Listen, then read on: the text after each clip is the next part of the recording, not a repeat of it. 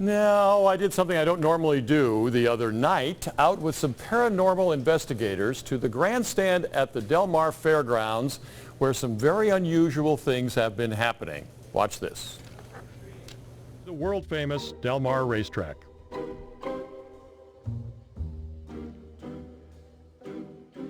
It first opened June 3rd, 1937, and Bing Crosby was at the gate to greet his first guest personally.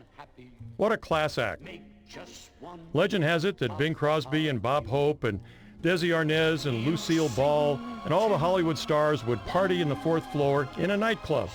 When the racetrack first opened, it was only 4 stories high. Up there, fond memories were made, apparently fond enough to last more than a lifetime. I'm Roger Hedgecock at the Del Mar Fairgrounds at a time when there is no one at the fairgrounds. It's the middle of the night here, but we're here for a very special reason, and we're here with Linda Zweig, who's a spokesperson for the San Diego Fair and the fairgrounds here. Yes. We're here for what?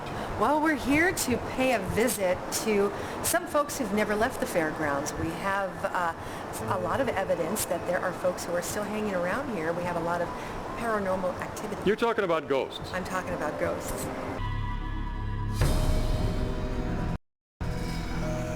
Our security staff, our operations staff, managers, senior staff here at the fairgrounds. People who actually didn't want to talk about it for fear of getting ridiculed. Absolutely, but when they found out, I found out about it, all of a sudden they were coming out of the woodwork. And we had our very first investigation almost 3 years ago. And the first time you come up here at night and you creep through this place and you investigate. Until like 2 o'clock in the morning. My goodness, well, let's do the same thing tonight. All right. All right, okay. Let's go.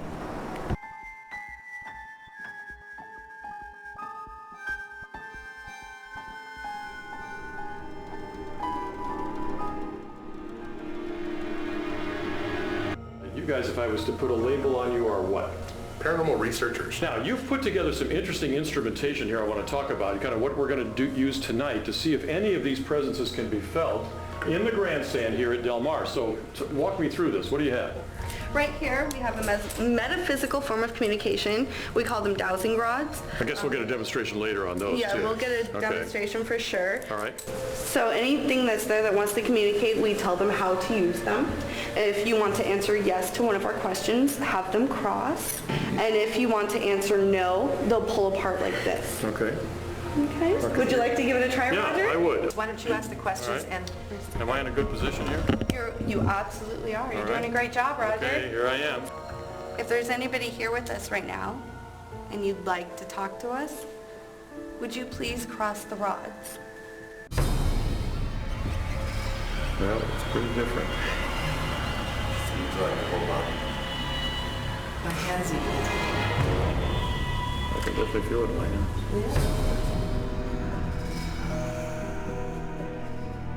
So, David, this is the ghost box, which is the frequencies in the radio, so like a radio when you start it, right? Exactly. It is a radio. Okay. All it is a radio that can't stop on its station. Okay. So it pans through the frequencies. Okay. So we ask AM questions. or FM? Either one. Okay. Either one. I wanna We use go FM. AM. Oh, you use Well, FM? let's do AM. Let's do AM. All right. All right. So you ask questions as it's panning, and it can use those radio waves to communicate with us. Okay, we're here with Roger. Could you repeat the name Roger for us? Could you repeat the name Roger for us? Okay, we're here with Roger. Could you repeat the name Roger for us? Can you say one of our names?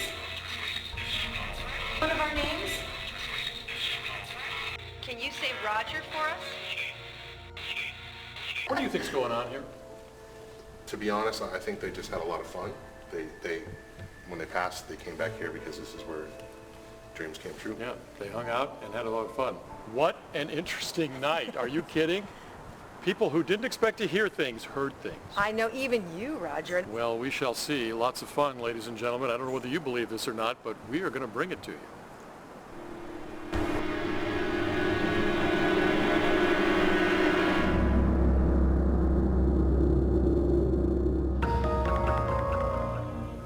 Welcome back.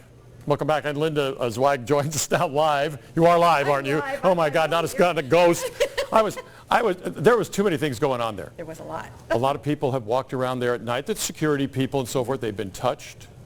They've during heard the day, things. Roger, Even not during the just at day. night. Yeah, Wow. yeah.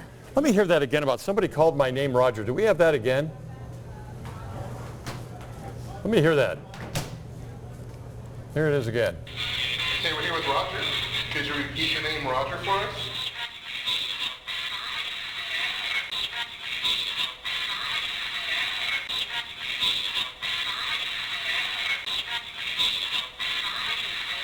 Beyond the grave. I mean, experiences in life, but this is a new one. Okay, so now we've also had other experiences that you've been there many times with these investigators, David and Ellie Walters, yeah, from that SC we talked- Paranormal, yes, And, yes. and they, the paranormal group, and they were unbelievable. What about this poor guy too? Let's run this one, and then you can explain what it is. Okay. Poor guy too. Did they say something about the bathrooms? And he said some night watchman had to use the restroom on the 3rd floor, and he went in there, and the lights turned off, and it got really cold behind his back.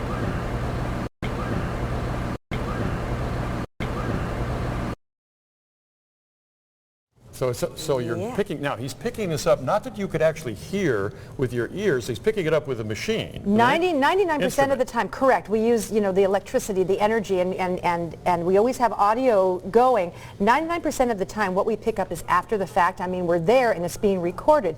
In this particular situation, it was one of our managers that had told me a story. This is one of our first investigations, that he had been in the restroom, and he put the door open with a little wedge and went into the restroom, and as he was closing the door closed, the lights went out, he felt a cold breeze on the back of his neck. So I told Not the a good sign in the investigators, bathroom. no, so we got the heck out of there, and that's what they were repeating. I had told the investigators, and then the ghost said, poor guy.